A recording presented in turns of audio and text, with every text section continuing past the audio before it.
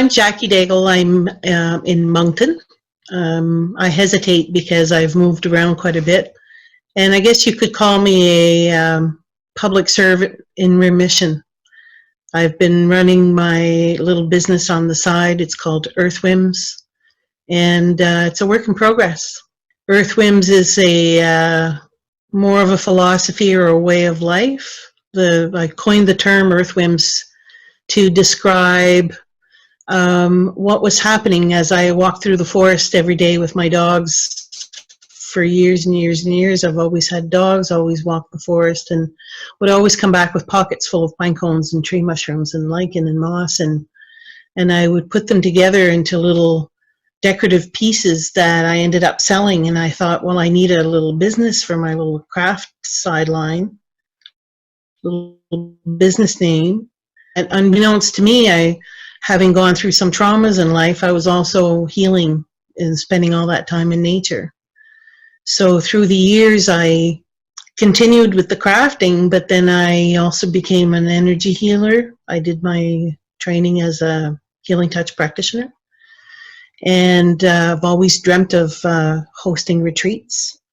And it just symbiotically all came together where I get to do all of my passions. I'm a multi-passionate. So I get to do the nature thing, I get to do the magic and enchantment, and I get to do the cooking and bring people back to a natural setting. It's almost like a reboot retreat.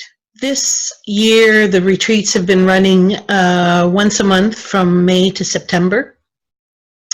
I had always dreamed of hosting my retreats on the Bay of Fundy. I have the world's highest tides right in my backyard. Why would I go anywhere else? And that being an area that always called to my spirit, always called to my soul, I felt it was natural to host it there. So it's a little cottage that sleeps 11, and there is a large barn with an interior fire pit, a big round fire pit with a hood, and acres and acres of fields and forest to traipse around in, and panoramic views of the Bay of Fundy and the marshlands and the mountains in southeastern New Brunswick along the Bay of Fundy that you wouldn't expect would be that mountainous. But next year, I'm not sure. I have my weekends already booked for that same space from May to September. I am considering, though, running retreats seasonally for 2 nights instead of just the 1 night. I've also been working on with a fellow practitioner who does sound healing to develop retreats for men, because we both agree that there are not a lot of programs for men. Just in my mind, I don't know if that's going to be the name, but I've been sort of coining it Men Need to Heal Too retreats, to give them a safe spot to land and be able to speak openly about what they need to work through. Now, this is the kind of retreat where I would want to create a real brotherhood. So I would be sort of the mastermind behind it, but I wouldn't be present at the retreats. I would have male co-facilitators. But this summer, the retreats have all been very focused on reconnecting to the magic of nature, reconnecting with the enchantment that's available in nature by watching signs as they naturally occur, such as, we would be watching eagles and vultures and deer, and depending on what someone is going through, any vision that they would have or any occurrence, any kind of chance meeting might mean something for them. Through the retreats, I work the 5 elements: fire, air, water, earth, and spirit. Directions are east, west, north, south, above, below, and within. And when we work with the 7 directions, it's sort of an all-encompassing realization of our place in the universe. So when we call upon the spirits of the east, we call upon the spirits of new beginnings, of fresh starts, of rebirth, of second chances. Every time the dawn comes, it's a new chance, it's a new opportunity to do better. South is the blazing midday sun, so it's the passion, the purpose, the creativity that comes with that apex of the sun. The west is that rest period. The western setting sun is always an indication of rest and retreat. North would correspond, say, seasonally to the winter time and to sleep and to meditation. Above is our connection to the divine, so whatever that is for the individual, whether it's God, universe, Allah, Buddha, doesn't really matter, whatever their connection is to their higher power. Below is the connection to Mother Earth, is the source of all life, the provider of our earth, for growing our food and our water, and the greenery that provides us with our oxygen. And within is our own internal guidance, our own souls. So by connecting with all seven directions, it gives you a real strong position, say, in recognizing that you are really a child of the universe, that you're not alone, that you are completely and utterly interconnected with everything. And the 5 points of the pentagram are the 5 elements, and the elements don't stop at just the 4 elements that we hear about all the time of earth, fire, air, and water, but spirit is the 5th element, the ether, sometimes it's called. And that's just as, if not more important than connecting with the other 4. So by combining those two, I never really structure my retreats, but by using those 5 points of the 5 elements of the pentagram and the 7 directions, always gives me enough fodder to be able to lead a retreat. And I tailor them on the spot, basically, depending on who's there and what they need. So combining all of that, it sort of combines a real scientific approach to the woo-woo, is how I like to describe it. It's always been important to me to be able to bring some credibility to the woo-woo. The woo-woo to me is just easy to understand because I've always been woo-woo. General public, however, are people who are just what I consider to be just the edge walkers, where they know there's something else there. So for example, being on the shores of the Bay of Fundy or near the shore of the Bay of Fundy, large bodies of water emit negative ions. And negative ions have a direct effect on the serotonin levels, so that's why we're happiest at the beach. People go to the beach when they need to recuperate. Or, back in the 100 years ago, the doctors would give you a prescription to go convalesce on the shore. And so by being close to water, by being that close to the largest tides in the world, there is a plethora of negative ions that just improves our mood. The other way of describing that ionic makeup of a space is if you walk into a room where somebody's just had an argument and you feel the tension like you could cut it with a knife. Well, that's positive ions. So if you do something to change the energetic makeup of the room to dissipate that a little bit. So this is where smudging comes in. Because smudging has also that effect of changing the ionic makeup. I don't know for a fact, but I just surmise that because we're shore culture and we have the shore as part of our lifestyle, people from the desert not having had the access to the high tides and the large bodies of water probably gravitated to the white sage initially. That had the same effect. Smudging white sage also changes it has an effect on the airborne viruses and microbes in the environment, so that it promotes a healthier breathing environment. So in wintertime, it would have been essential for a more ancient people to be able to survive the winter without getting sick all the time from airborne illnesses.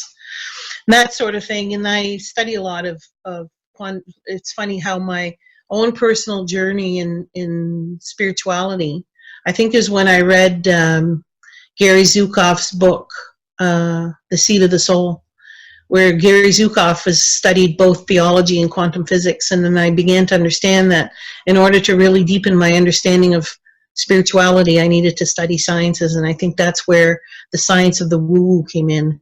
So I made it a point of studying articles and on quantum physics and listening to videos on YouTube and that sort of thing. And my library is just as diversified. So, yeah, smudging is definitely, the term smudging is definitely a First Nations thing, but it's not, the act of burning is not necessarily restricted to that. In the UK, the Celts would call it seining, and our own church burns incense. So it's a cross-cultural thing where you will burn to change sort of either the atmosphere of a room, or to bring a spiritual connection to the room with whatever you're burning. Other things that we'll do in the retreats is I do energy healing, but in a very special environment. In the summertime, I'll bring, I have a screen tent, and behind the lodge on the property, there's an old apple orchard. So I'll set up my screen tent in the apple orchard. And I prefer to do treatments in there at nighttime, so that we're surrounded by nature, but we're also surrounded by fireflies and moonlight and stars. And it's really, really magical. So to put somebody in that environment is already very healing, and to bring energy healing on top of that. And one of the pieces that I work with my clients in energy healing is the visualization, especially joy, because from what I've been studying, the different emotions resonate at different frequencies. And joy resonates at a frequency that is equivalent to optimal healing in the body. So by setting up my client to have an image of something that brings them joy to the point where they can feel it while I do energy work on them, they're optimally positioned to receive the most benefit from that energy healing.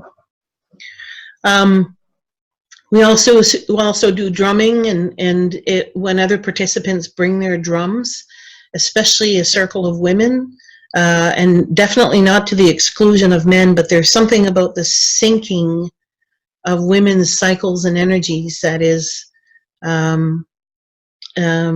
difficult to explain. We all fall into a rhythm, and when I lead the drumming, I always start by echoing what I hear as the beat of Mother Earth, whether it's the sounds that are coming out of the forest, or the sense that I'm feeling from the earth beneath my feet. And then the other participants fall in, but with their own sort of rhythm, that everybody plays their own drum, and it always ends up being quite a symphony. So it's interesting to see how the different styles of drumming meld into one distinctive symphony. The other aspect that I bring to the retreats that for me is really important, not just because I'm passionate about food and about cooking, but the nurturing aspect of providing really, really not only healthy food, but food that is so delicious and so appealing. So every retreat, once I have my list of participants confirmed, I'll always ask them, what's your favorite food, your least favorite food, and do you have any dietary restrictions and allergies?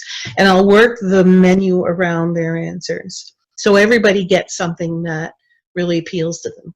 So we've had everything from really healthy vegan Buddha bowls to poutine and bacon wrapped scallops, and everything in between, beef bourguignon, it's been done.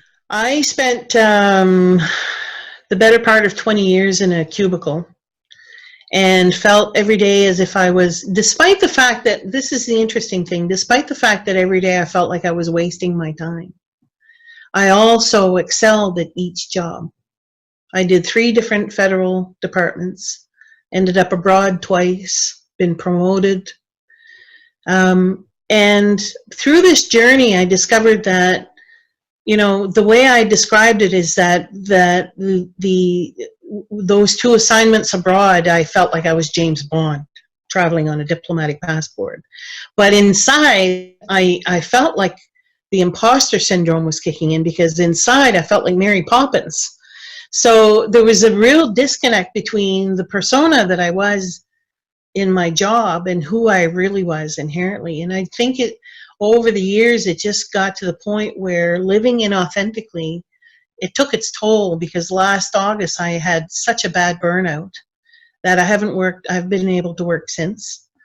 I have been diagnosed with major depression with PTSD because of some trauma from the past. I have pretty severe adrenal fatigue. I wake up exhausted, so on and so forth. And funny that I always learn as much from my participants as they learn within the retreat. And one of my participants basically pinned me to the wall this weekend to say, you've done really well at taking care of your spiritual self, but what about your human self? Drink your water, eat good food, take your rest, do what you need to do to heal your human self, to recover from that burnout, which is still, toying with my mind and with my body. And but one of the reasons I run the retreats is because I need them. And it doesn't matter to me how many people come, and there's never been too few people to run it. I've always been able to run them.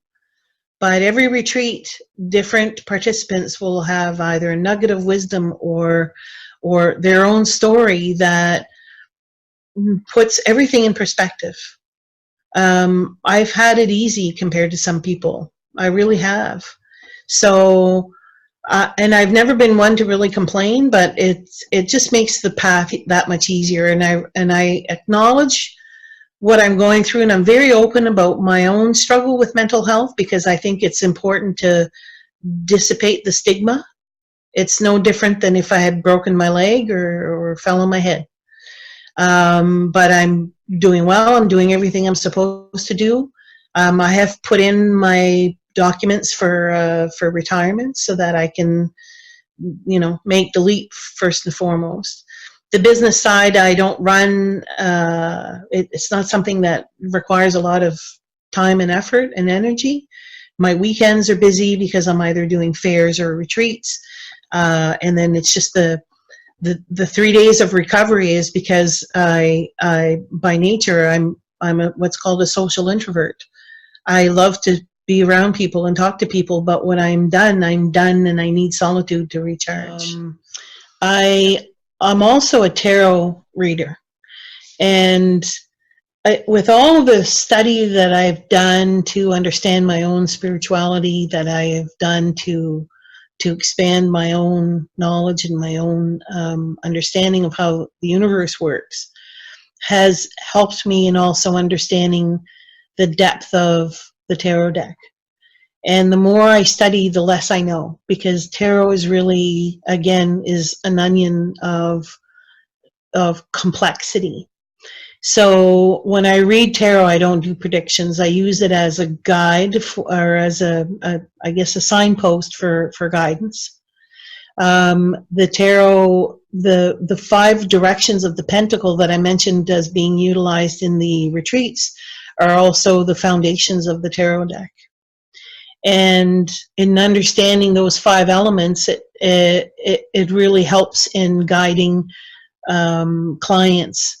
So, for example, I may have a client who is struggling with, a major decision in having to stay or leave a bad marriage, or to change jobs, or what have you.